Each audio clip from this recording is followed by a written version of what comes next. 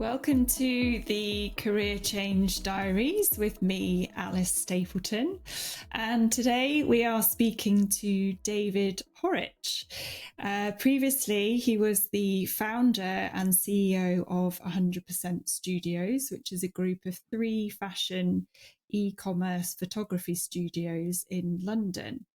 Since selling that business, David has moved into real estate investment, whilst also founding a tech startup and having a short career in finance. So welcome, David. How are you? Good, thanks, Alice. Thanks for having me. Good to see you again. You're very welcome. Lovely to see you too. So David is a former client of mine, and we worked together and finished 12 months ago. I can't believe that that's been 12 months. Yeah, That has flown by. Thanks for joining us and looking forward to getting into your career change and understanding all of the various steps that you've taken along the way. So, first of all, tell me a little bit about what you were doing when we first met, what career you were doing.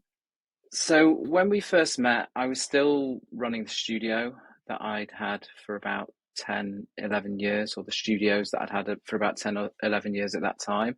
Those studios took quite a big economic impact from COVID. So Mm. they were they weren't winding themselves down entirely, but it wasn't quite the business that it was.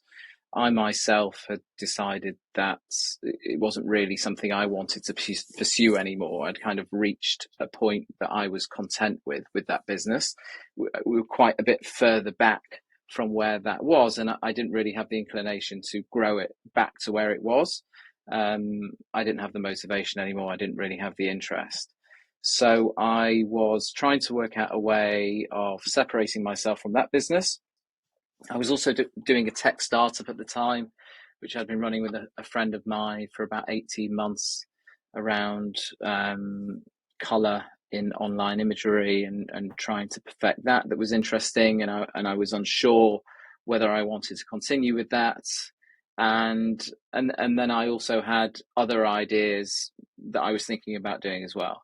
So I had an income from the business, but at the same time, I knew I wanted to transition into a different career, and I wanted to harness the kind of impetus that had been imposed upon me from the economic effects of Mm. COVID on the business to really propel me into something else. Yeah. And so you've mentioned there was a kind of ever growing lack of interest or motivation in sort of pushing that business forward. What else was getting you to think about a change being needed? Look, I think I'm one of those people that likes to collect professions and businesses and careers, and potentially I've got some kind of long form professional ADHD that allows me to be interested in something for about 24 months and then become disinterested.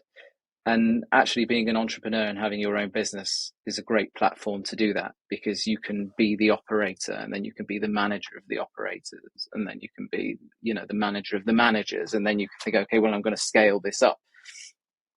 And that's great. As well as losing interest, there was a kind of a motivation to do things that I was more interested in. Mm. There's kind of two sides to that. And the motivators that got me into that business weren't really there anymore. I was keen to explore other avenues. I was also keen to make more money at the time. That was a priority for me. I felt like I'd done it. I felt like I completed it, and I felt like it was time for Yeah. a change. On to the next thing. And how did that sit with you? Because I can imagine, when it's your own thing and you've done it for that long, was there a sort of sense of, oh, do I want to let this go? Or was it just kind of, yeah, right, next thing? I think intellectually I'd checked out of it a long time Right. ago. In terms of emotionally letting go, I'm still emotionally hurting over it. And Yeah. COVID was 3 years ago. I finally signed the documents that transferred the business over to someone else about 5 weeks ago. Even now I reflect on it. It's not something which is going to disappear overnight, Mm, but when you don't want to do something anymore, and just doing something because you built it doesn't mean that, for me, that's not a good enough reason. We only get yeah. one life. I'm quite philosophical about that. And I think we spend a lot of time and energy input into our careers. And therefore that's a big point of a big aspect of our lives. And we should sort of, to deny our careers as a major factor in our lives is more difficult than to make our careers more meaningful and Mm. in line with what we want from our lives. Yeah, very little point hanging on to it just for the sake of it. But yeah, I can imagine there's that sort of added attachment or loyalty because it's been your own thing and you've grown it and that sort of thing. Yeah, and maybe also it wasn't making as much money as it was Mm, before. It wasn't, you know, the, it wasn't interesting to me anymore. yeah. Well, okay. So so you've sort of checked out of it. You've got maybe a handful of ideas of what you might want to do instead. What what was it that you were finding difficult about moving forward at that point that made you think that working with a coach would be helpful? I've had coaches for a long time. So I had a coach when I was in my big business. In fact, I had a normal of coaches, and I do believe in the coaching process. I do believe in the process of mental processes and paradigms, and understanding the way we think and why we make the decisions that we make. So I didn't have any hesitation really in seeking Right. out a sort of a career transition coach. I thought that would be helpful. I thought it would help me to understand things, and it was. Yeah. Well, just to sort of process your thoughts and have a bit of a sounding board whilst working through I those think decisions. it's good to have a framework to work within with a professional who's Hmm. done this and seen these things before. I also have learned over the years from being a sole director of a business that it's quite difficult to move thoughts on. Well, for me specifically, it's quite difficult to move thoughts on. You may have every goodwill in the world, but unless you have somebody else there to bounce these ideas off, you can become a little entrenched in that idea. So by having you in this instance, you were able to, cajole me, put me through these processes that might get me to think differently, challenge me. And in fact, that was one of the reasons why I chose you, because originally I remember our chat and I was like, oh, this is really not like me. Like, there's like a totally different energy going on here. I don't think she's going to agree with anything I say. Right, I'm going to go with her because Okay. because I knew that you wouldn't just be like, yeah, David, that's a great idea. Let's go and do that. You would push me and you would challenge me to think differently.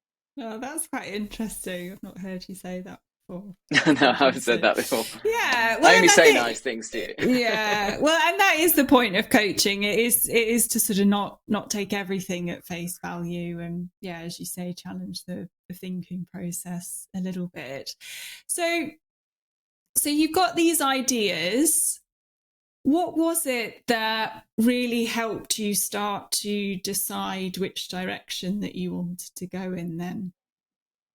So the process that you go through, and I don't know whether you want me necessarily to elaborate too much on it, but it was Yeah, helpful can do. because it's a program of really exploring self and value systems, both career and life wise, if those are potentially different.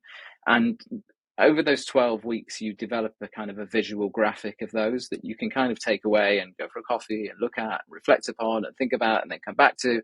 And it allowed me to begin, and I think that's the emphasis here, it allowed me to Right. begin to think about how those things are impacting the decisions that I'm making. And something that I've reflected on recently is that when you go into a career, just like when you change a career, you've made a whole load of decisions about why. You've decided that I really want to work in a corporate job because you have a belief that it's secure, potentially. I mean, or I really want to be a lawyer because my dad was a lawyer and it always served him well. Or I want to be an entrepreneur, an e-commerce entrepreneur because they make lots of money and making lots of money is good for me. And what the process with you enabled to do is to really get those beliefs out. It might be family is important to me or money is important to me. We once had a conversation about how much money is enough for you. And by getting those out, you begin that to sort of surface those subconscious beliefs and thoughts, and then begin to have a conversation with yourself, begin to prioritize those, in terms of this is more valuable to me than this, and I'm prepared to sacrifice on this than this. Yeah. So it's not that once I could see all those things, I was able to make the right decision, but I began to make decisions based upon what I thought was the right decision. Yeah. Well, and as you say, what your fundamental priorities were and what was most important to you and those values and that sort of thing. And yeah, it's hard to navigate your way through that when it's all in your head and trying to make sense of it on your own. Okay. And then what's quite good is you might, once you change careers based on those values, you may find that they weren't as valuable to you as they were before. So that's why I emphasize it's very much a working document on oneself. I actually went through it recently. So we produced that maybe 12, 14 months ago. I actually went through it a few weeks ago and started crossing things out, because they weren't as important to me as I thought they were, or maybe by overemphasizing those things, I actually became unhappy. So not all beliefs are helpful to oneself. No, that's really interesting. And I think it's important, as you say, to recognize that we do change. And actually, when we experience something that we thought was really important, then we realize, well, maybe that's not quite as important as I thought it was. So tell me a little bit about, having uncovered all of that about what was important to you at the time. What was it that you decided needed to be your next step in your career? So I decided to go into property, into real estate. I was open-minded about what side of it I wanted to go into. I knew that I wanted to go and work within a company, even if it was just, even though I'd actually never had a job before and worked for anybody else, even if it was just as a freelancer or an observer, to really think, is this what I want to do? Who can I learn off? And actually, I think, again, one of the things that I've reflected on subsequently was I didn't actually go into it with the idea of, is this what I want to do? I went into it with the idea of, who can I learn off and how can I accelerate my learning? How can I do a really quick internship so that I can, Right. start to make money and be economically stable? And one of the things that I sort of wish that I'd had was a little bit more patience and sort of thought, well, is this that I want, something that I want to do? And maybe can I do 3 or 4 of these at 3 or 4 different companies in different sectors? So, Okay. but yeah, the main thing was to get the exposure. Right. And can you remember what was it that made you think that property was what you wanted to do? I'd always wanted to do property. My father was a sort of a residential developer, 30 years ago, and I'd been around it, and it was sort of an itch that I had to scratch. It's difficult to say that there was a more earnest motivation than that. I think it just needed to be scratched. And I could see that there was enough money in there. I think money was quite high on that value system, on that motivator. I felt that I'd reached a certain level in my previous business. I wanted to earn a little bit more in my next business. I could see the capacity for doing that. And I also thought it might have some outlets for me being creative in the future. I also liked it because, having had so many staff over the past sort of 12 years before that. I thought, oh, this is a great way that it can be me. And, there were sort of negative motivators as well as positive motivators, whereby I found myself in that space and thought, yeah, this is good enough. I can work with this space. Yeah. And if it was something that you'd already thought of, what held you back from trying that prior to us speaking or Yeah. moving So forward I in that had I had direction? tried it once, and the person that I was doing with decided to pull out of that. He was sort of a financial backer on that venture, and it lasted a few weeks and nothing really happened to it.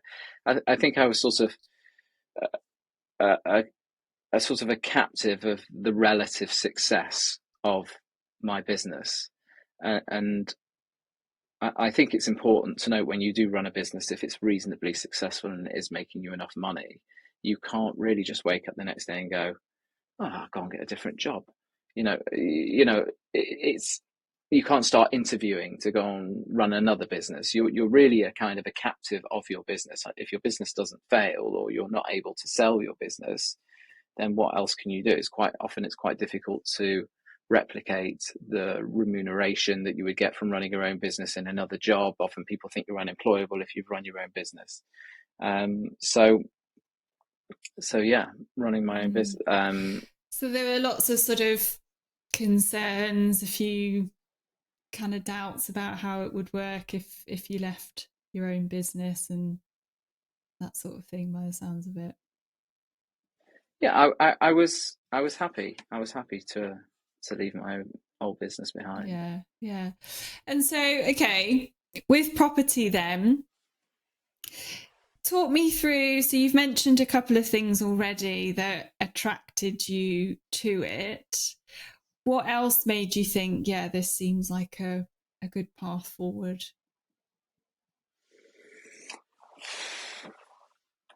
Like I say, I'm not sure there was that much there that was sort of telling me that this is. It just felt right, and it felt like the Mm. right thing to do.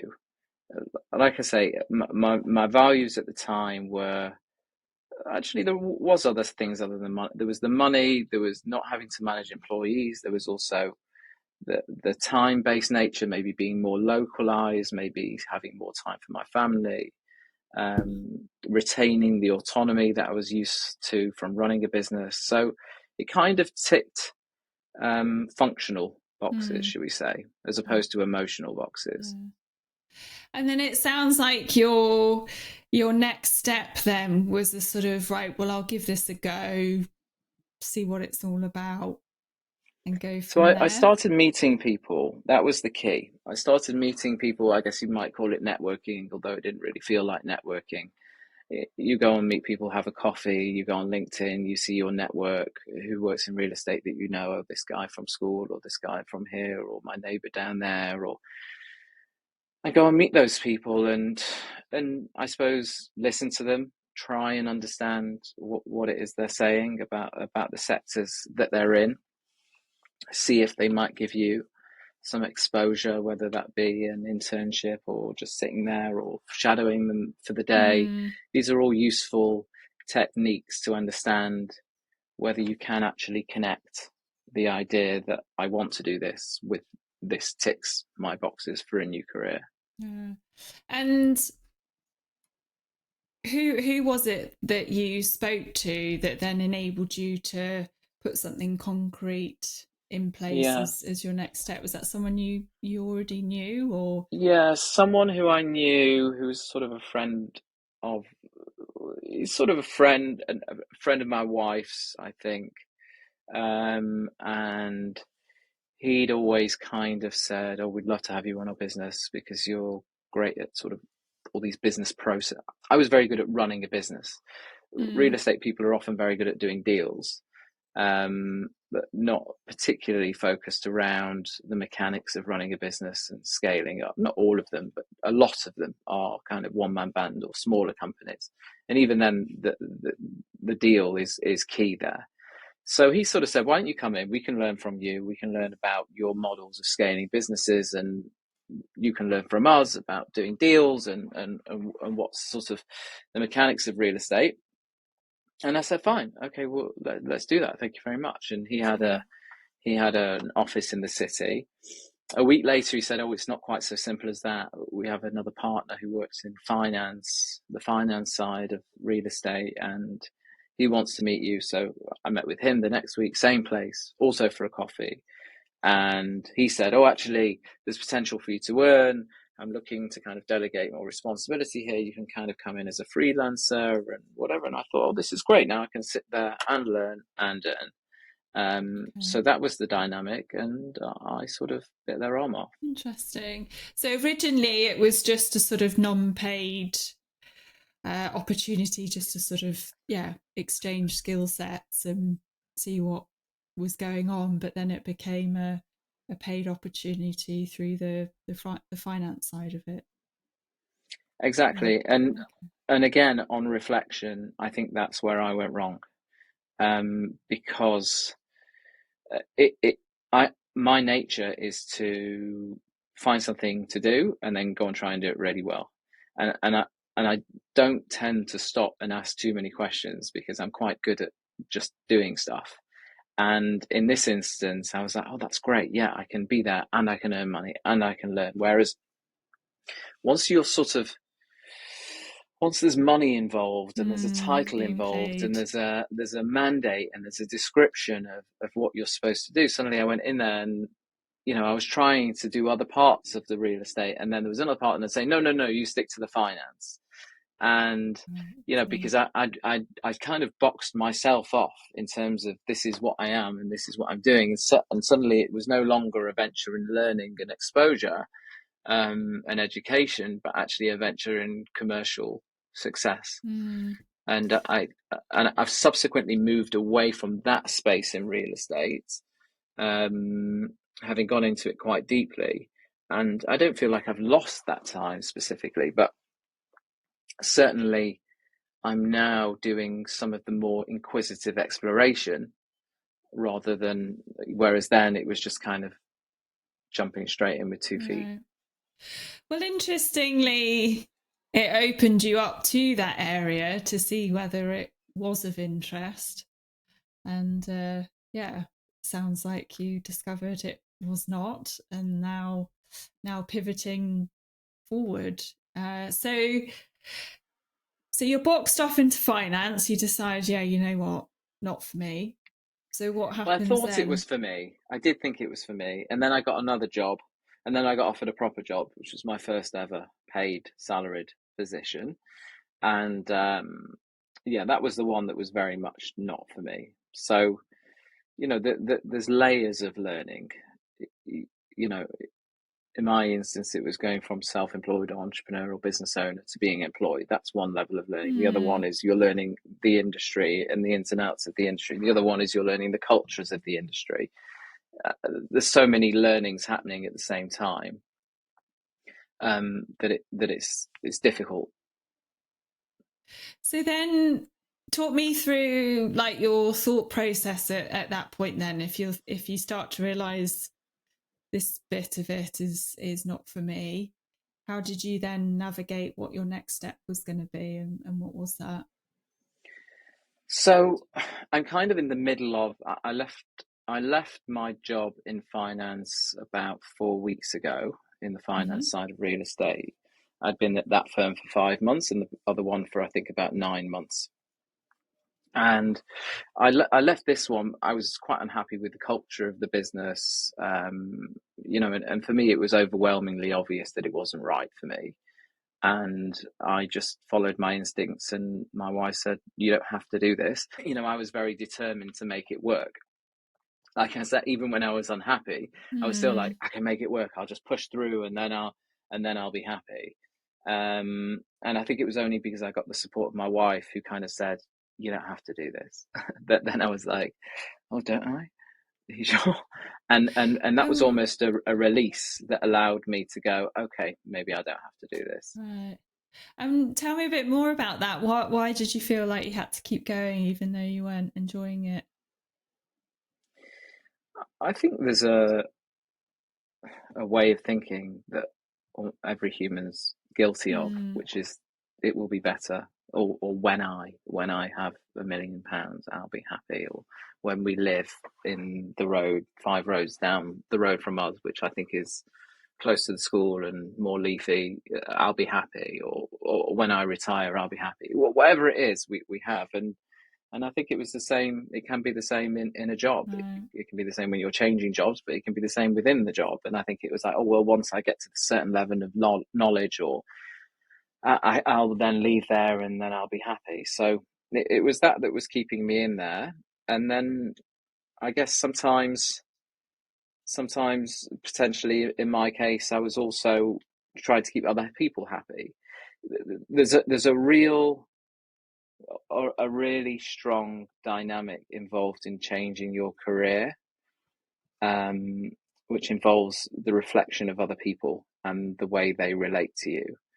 People like to see, oh, there's Alice Stapleton. She's a career coach. She must be holistic and thoughtful and kind and this and that.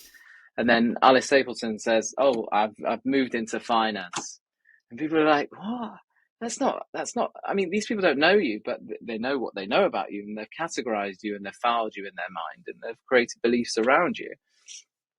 And that's really difficult. And it's the same when you're doing it for yourself. So I think somehow, potentially, I had manifested strong beliefs that it was important that I created consistency. And this is actually really important for me when you've changed careers. So when Alice Stapleton's now said, I'm in finance, then what happens if you change your mind again? You're disrupting the notion of yourself in a social order again. So again, it allows people to potentially mistrust who you are, and there's lots of psychology written about this. So I think just obviously I manifested my wife's understanding of me in this and her patience with me to change, and then by her allowing me to change again, or at least pivot again, it gave me the extra bit of confidence to do it. Thank you for sharing that, because I think it's a common barrier. I've certainly had clients in the past that have said exactly what you've just said, really, that they feel like they need to stay in the box that perhaps they've defined themselves as, and that maybe their parents and their friends has defined themselves as. And they feel really uncomfortable moving out of that box because of what people might think. And as you say, it sort of shifts the identity that they've created, or we've created. I think as soon as you realize that none of that really matters, and as you say, it's just a psychological construct that we all have just to make sense of the world, you realize, well, not much point just sticking to it just for the sake of what other people think and their need to label me. But it sounds like for you, it was that sort of interruption of the external permission to say, look, you don't have to stay in this box if you don't want to, that got you Yeah. thinking, okay, well, actually, maybe there's a place to go. So what happens then? What happens when? What So now? Because now we're up yes, to date. yes, yeah. What happens now? Well, now I'm actually.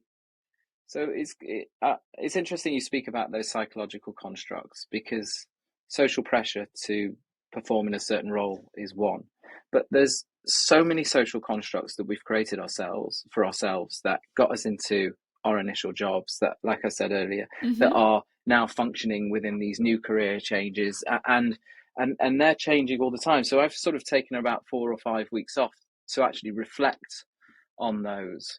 Like Mm, I said to you before, one of the major motivators for me to get into real estate was money. And then I kind of got into this world where there's loads of potential to make loads of money, and I was really unhappy. So it raises questions of, why were you motivated by the money? And is that making you happy? And how much money do you really need? And actually, you went into a career that offered you lots of money, but you were unhappy and you've rejected that. And as a consequence, I'm now kind of thinking, well, where's my middle ground? Because often, and this is something which I found quite interesting. It can be the bad thoughts that can push you to change a career, and you can actually go further into something which is more destructive for you. And if I use myself as an example, I started off in sort of creative advertising and moved into creative photography, and then started, as I said before, running a business and then making money and trying to make more money. And I just turned it into basically money. It could have been anything by the end of that. I could have been manufacturing garments. I could have been, you know, running an e-commerce store on Amazon, whatever it was. I was just making money. It was irrelevant, the fact that there was a creative output at the end of it. Right. And and really, me changing careers, on the one hand you could say, well, yes, it had a different label, but on the other hand you could say, well, actually it was just an extension of that progression, because I was going from monetizing my creativity to just then losing the creativity entirely by moving into finance and just monetizing the activity of making money. And I couldn't have known at that moment that that was a step too far for me. And it's only when you do something really unhelpful to yourself, or for me personally, that I did something quite destructive to myself at that moment, that made me think, well, why have I been constantly moving away from this thing and thing that was making me happy, which was creativity? And you often referenced it in our coaching. You would say, well, there's nothing really creative in that. You know, you've described your entire sort of childhood, adolescence, you know, until you were in your mid-20s, late 20s, as having this career of creativity. Everything was kind of geared towards you being in the creative industries. And now you're kind of saying finance, you know, where is that? Where's the place for that? And it was a good question. I just wasn't ready to answer it at that time. And now I've realized I need to find more of a balance. I need to temper that progression. And also, if you push yourself into just making money, there's no guarantee you'll make it, because you might not actually enjoy what it is that you're doing. Yeah. So it sounds like the pendulum kind of swung too far to the money side. I think, yeah, and I think I was listening to the wrong pendulum anyway, and that's why I kind of took a marker to my, you know, my graphic of value systems that we created together, because I was like, actually, that's not so important to me anymore. I've been down that road, and I've actually realized that that's an unhealthy way of thinking about life. It's not. I often use these sort of stoic techniques of looking at, you know, thinking about your life from your deathbed, or thinking about meaningfulness, or whatever it is, and I find them really helpful as almost a compass or a guide. There's loads of research out there with where people have been interviewed on their deathbeds. What would you change? And nobody really says, oh, I would have been at work more, or I would have worked harder, or I would have made more money. And therefore, by truly going into one of those kind of destructive thought patterns and voices, and activating that, I was able to now see that for what it is, and maybe try and amplify some of the other more helpful beliefs. And do you think there's anything we could have done whilst we were working together to challenge that, or do you think you needed the experience that you went through to learn that?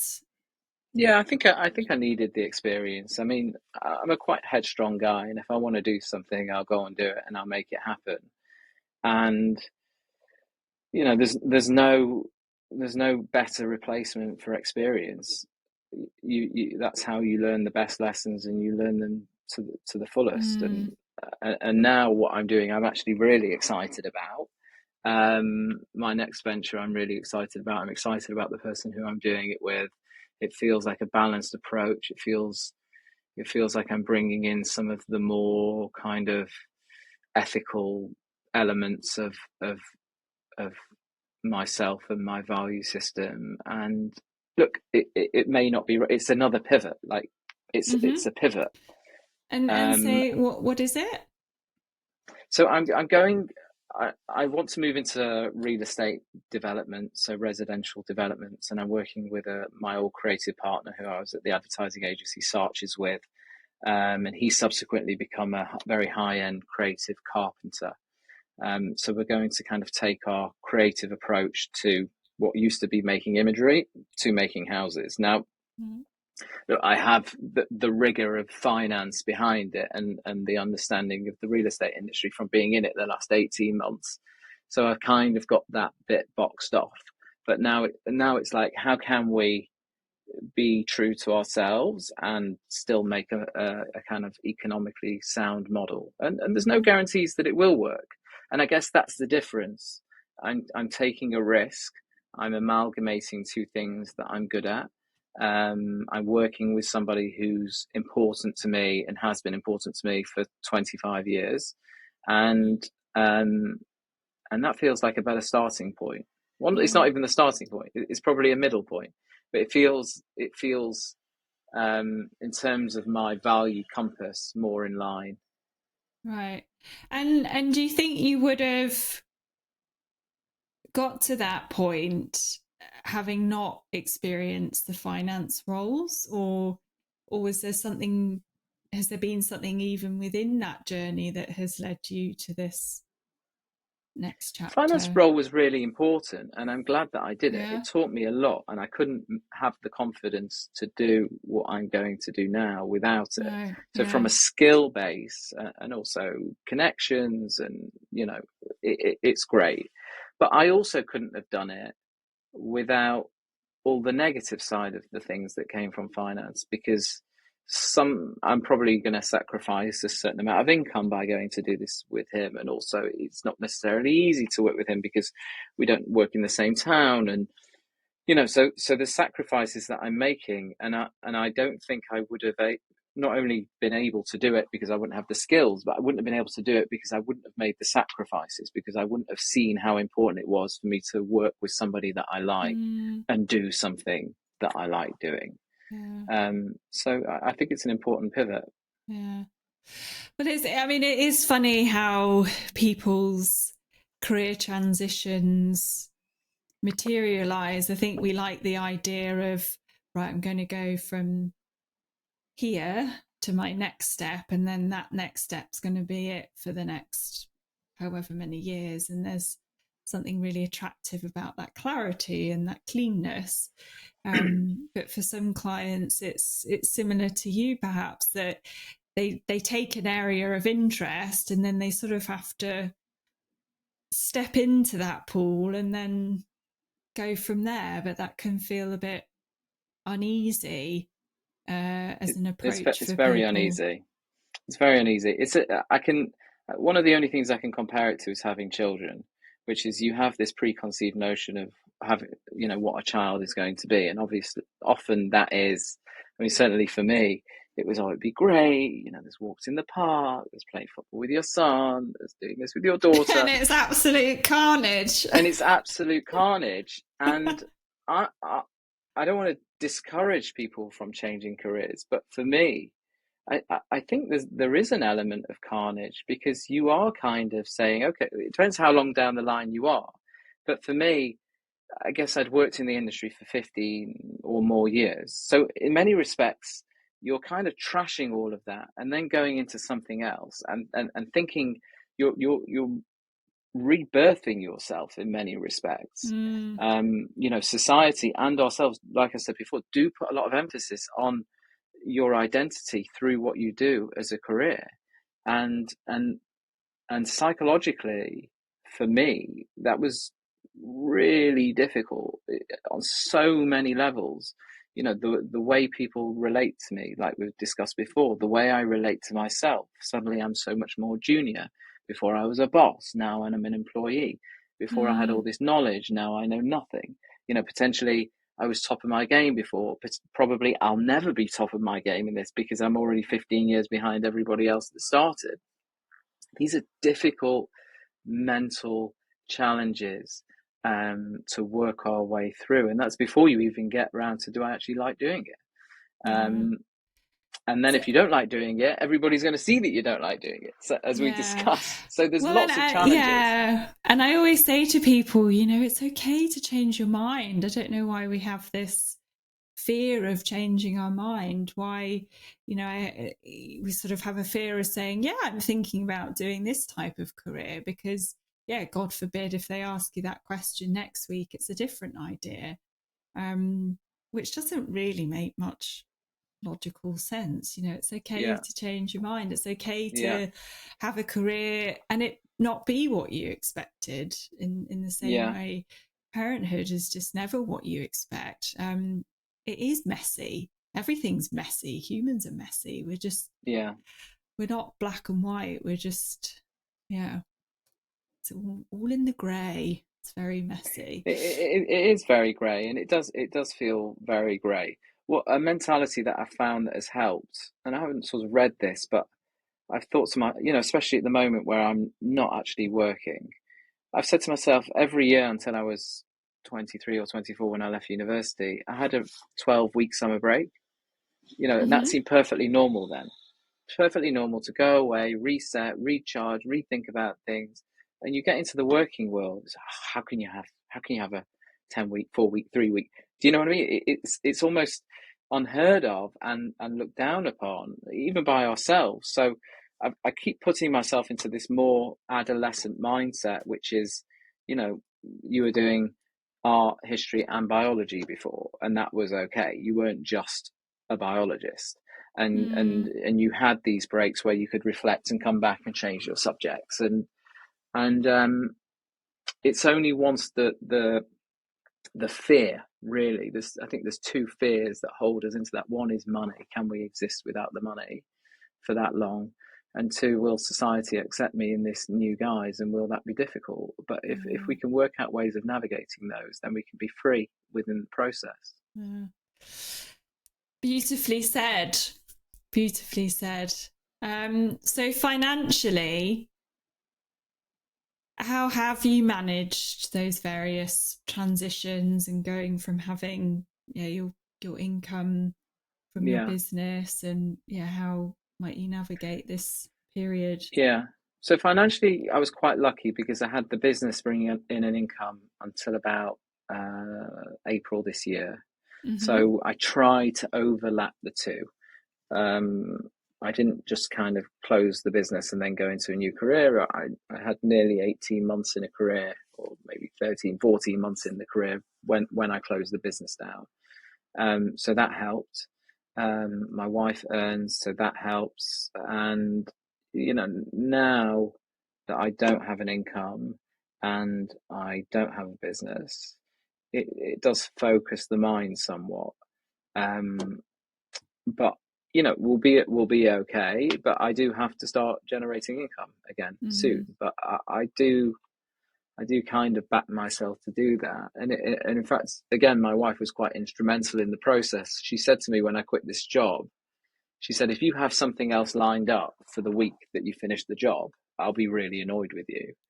And I think that was the most Brilliant. helpful Yeah. thing that anybody said to me in this sort of secondary stage of my career change. Because if she hadn't said that to me, I would have said, well, actually, I just don't like the company I'm in, but I like the finance side of things, and I just now need to work for myself. And I would have set up a website and a business and a this and a that, which I'm perfectly capable of doing. I would have marketed it, and right now I would be a property finance independent, whatever advisor, and probably have a few clients and making money, because I can do that. Like I'm fairly self confident in that. I've done it before, and I think I can do it again. But by her saying that, it enabled me to struggle and say, "Don't do that. Don't do that." Was Yeah. everything that I wanted to do, and now it gives you these other ideas. What else do I want to do? Do I really want to do that? You've got to afford yourself that time to think. And I think there's such a distinction between, as you say, going forward with what you can do versus what you want to do. Like a lot of people use the word kind of should do, like, oh, I should do that or ought to do that because for some reason it makes sense. But there's such a difference between those options versus the ones, as you say, what do I actually want to do? What do I feel really drawn to do? And giving yourself time and space to really Yeah, work through that. But yeah, it's very and tempting just to go for the should or the yeah, can. and even within the wants, you might have multiple. I have multiple things that I want to do, Mm, um, and I would enjoy this for this reason and this for that reason, and which one should I pursue, and which one is more up there on the value scale. I'm actually choosing now to do something which is less high on my value scale, but something that I'm probably going to enjoy more, and maybe have more time for the people around me. So Mm. it, there's no right or wrong. Even one, potentially once you've made one wrong decision, you then go into something else, and it may be right or it may be wrong. Yeah. But Well, it's that it's sort of fluid. stepping stone approach, isn't it? You don't really know Correct. until you've taken a step forward, and that clears some things up, and then they all, Yeah. yeah, and you But just keep we're moving unpicking. forward. It's for me. It's changing careers is a psychological process, and you've decided that the decisions that you've made to get you to where you are in a certain career were wrong. Like you don't like where you are now. So if you don't like where you are now, logic would dictate that you should look back and think about how you got to where you got now. And there are a lot of decisions and activities and things that happen to you that got you to where you are now in that job that you don't like for whatever reason Mm. that you don't like it. And to think that you can unpick all of that and make it all right, you can take 15, 20 years of sort of adolescent and professional development, unpick it all, make one decision, that's going to be right. It is way too much to ask of anybody. Whereas to say, do you Mm. know what? I'm beginning to unpick it. I think that this is right. This feels better for me. I don't know whether it's going to be, but at least I know what's wrong, and at least I'm reflecting on how I got there. And at least I'm trying to do some work so that where I go next uh, is more in line with whatever the motivating values are that Yeah. you have. Yeah. And that takes willingness to take risks and continue to make mistakes, and for it not to be quite right, and to continue pivoting. So how do you manage that side of it? Well, I didn't go into this thinking I was making mistakes and managing risks. I thought it was great, and I was I was going to get it right first time. Once you're in it, you're in it. You can't swim backwards because the river's rushing now, so you can only swim forwards, and you're in a process. And for me, it was, well, what do I do? I stand here and conform to what other people are expecting me to do and be really, really miserable, or just keep swimming downriver and try and find, Mm. hopefully a nicer spot where the rapids aren't so ferocious and the sun shining brighter. I don't know. So you keep swimming. And Yeah, when you I asked me to like do that. this, when you asked me to do this, if anyone is out there listening, I just wanted someone to understand, to be a little bit sort of kinder on themselves, to understand that it is a process, and it will be probably very, very difficult, and to sort of understand that you can get things wrong, and keep chipping away to get things right. Yeah, definitely. Well, yeah, and that it's not the end of the world to get things wrong. That's how we learn. And who's to say it's wrong? That's a loaded word in it. Yeah, a Yeah, loaded word in correct. itself. It's not Correct. Or necessarily even to get things wrong. right is quite a loaded Mm. word as well. To Yeah, expect it to be right is almost just from my experience, is setting you up for failure in this process. yeah, Because yeah. Give it a go and see what happens, and take it from there. So you've said there that yes, it can be quite challenging and it can be quite difficult.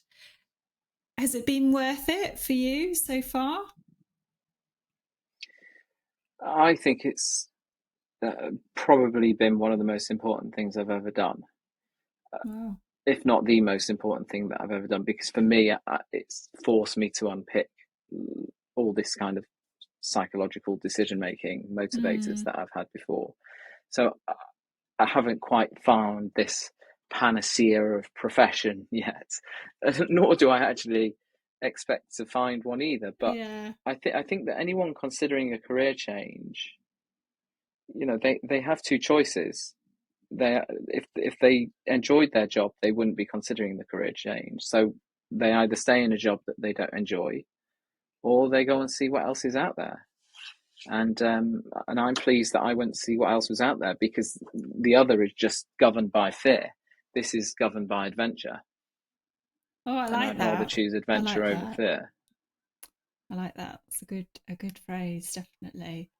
So What would you say have been the most helpful steps that you took, or helpful bits of advice, or resources, those real fundamental things that have helped you in your career change so far? Oh, I mean, I, apart from yourself, I don't know whether I used a specific resource Yeah. around career change. Um, there are certain things, like I say, the sort of visual paradigm of value systems that you created is very good. And, somebody could do that literally as simply as writing down what's most important to them. There were some visualizations that we did around our future self, and that's definitely Mm, stuck with me. Maybe that's because I'm quite a visual great. person anyway, but I do often, again, use that as a compass. I think finding these compasses, these guiding compasses, we sort of, I found when I moved careers, you're going into the dark. And sometimes I would feel like I was genuinely in the dark in conversations with people. And if you have these compasses, this idea of what your future looks like, not necessarily what you're doing as a career, but what it looks like. What do you look like? What are you doing? What are you feeling? Um, that can be a good guide. I've read some Stoic literature as well. There's a good book by Marcus, Thinking Thoughts by Marcus Aurelius, called Meditations, which I found very useful. Helps me to compartmentalize things, put things into, relative importance. Quite often he'll reference, don't think about other people. What does it Yeah. matter what other people are thinking? That's a really helpful. He also often says, it doesn't matter, you'll be dead soon. I've actually found that, as morbid as that sounds, that mantra I find really important to me now, Yeah. and a great motivator, because whatever I do or whatever somebody does to me, it doesn't matter. I'll be dead soon. Um, There's a great and you, TED, yeah, there's a great TED talk. I can't remember who it's by now, but yeah, she's talking about different perspectives and stories, and then she just shouts out, "You're gonna die!" And it's just a kind of like laser to what is yeah, important, exactly as you yeah, say. and we are going to die, and we are one day gonna, hopefully look back on our lives with a bit of reflection and think, what did we do? And therefore, with this short life that we have, go Yeah, and try and find a way to enjoy it if you're not currently. definitely. Great advice. And it does sound like your wife's been quite pivotal. Something about support, permission, yeah, just kind of being your cheerleader. It sounds like that's been really helpful. 100%, Yeah. 100%. Um, yeah, I've often been surprised by her kind of support in that way, and sometimes you could see that as self-sacrifice. It could be a sacrifice financially for the family, but I think she recognizes that when I'm happy, that I'm more helpful and Yeah, more family attentive to unit's both her happy. and the children. Yeah. And I think when I got into the job that I wasn't happy, I became quite unhelpful. Mm. So yeah, maybe it's practical for the people around us as well. There's no point in going into a job that you think is going to make you loads of money and you're going to be really miserable in, because you'll only last 4 months in it anyway, and that's 4 months of a decent salary is not going to make you wealthy. Yeah. And then it's harder to then leave that almost. It gets you in a sticky situation.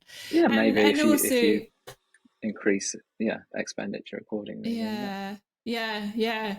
And it also sounds like your network's been super helpful as well. Those initial connections, initial Yeah, conversations moved you yeah. into I, that I always rely on property my space. network. I'm actually meeting someone tomorrow who's a developer to try and pick his brains. I mean, I don't know how fed up these people get of me, but I'm never one to be afraid to ask advice. Good, In fact, good. I generally wish people were more forthcoming with advice. And that's also something I've realized. I don't think people are that forthcoming with advice. People often don't want to say the negatives in something, or so, when I did this, you know, I know you're not asking for advice, but when I did this, these things were really helpful to me. Hmm. So I think because we don't necessarily live in that kind of a society where people always kind of wait to be asked, then then you have to go out there and corner those people and say, tell me everything, tell me everything, warts and all. I want to hear it all, because you do. It's much easier to pivot when you're not committed. So try and do your pivoting. And that's the notion in the book, the lean startup, isn't it? In business, when you're researching a business idea, do as little as you can, expend as little capital as you can to understand whether it's going to be a good business or not. Don't build the website. Ask people if you had a website like this, would you use it? And I think it's the same thing in career change, which is expend as little energy as you can finding out as much information as you can, because that's much easier to learn and pivot in that way, rather than kind of jumping in 2 feet. Yeah, definitely. Yeah, I'm always encouraging that kind of test drive approach to careers, as you say, in a very kind of low cost, non-committal way. Yeah, I think it really helps. Yeah. Okay. And you said actually before, what could you have done differently? I'm not saying this is right for everybody, but I think if you'd said to me, don't accept this job, do you know what I mean? That's great. You've got that, chasing the but money. go and do not just stop chasing the money, but you've got that now, that little thing there. That's great, but go and find something else. Or do you know what I mean? Make sure you've got 2 or 3 other little, fishing rods in the river before you commit, especially when it's very, very early on. And I don't know whether I would have listened to that. Maybe you said that and I ignored it. There's a very good chance. But I think if you'd said that and I'd taken heed of that, I think it would have helped me. A bit like when my wife said, if you have something planned for the week you finish, I'll be upset with you. It's kind of like, if you've got a paid job, by the time you finish with Alice, Alice is going to be very unhappy with you, because you still need to be quite fluid at that stage, I think. Yeah, I think that's a good takeaway. Okay, any other nuggets of advice or wisdom that you would share with others? No, just be very compassionate with yourself in the process. And expect it to be difficult. And if it's not difficult, then great for you. And if it is, then you'll be prepared. And don't just know that when it's difficult, that it's normal, and that it will get better, and you will learn, and you will become more comfortable. And and just to be kind to yourself on those decisions that you're making throughout. Yeah, I think that's a really important message. Definitely kindness, patience. Take your time. Yeah, let go of expectations. Yeah, it's a big deal. Great. Well, it's been lovely to chat to you, David, and find out what you've been up to. And some really helpful bits of advice in there. And I'll be interested to hear how things progress and where your journey goes next. So Thank you again, and all the best, and speak soon. See you soon. Thanks, Alice. Okay.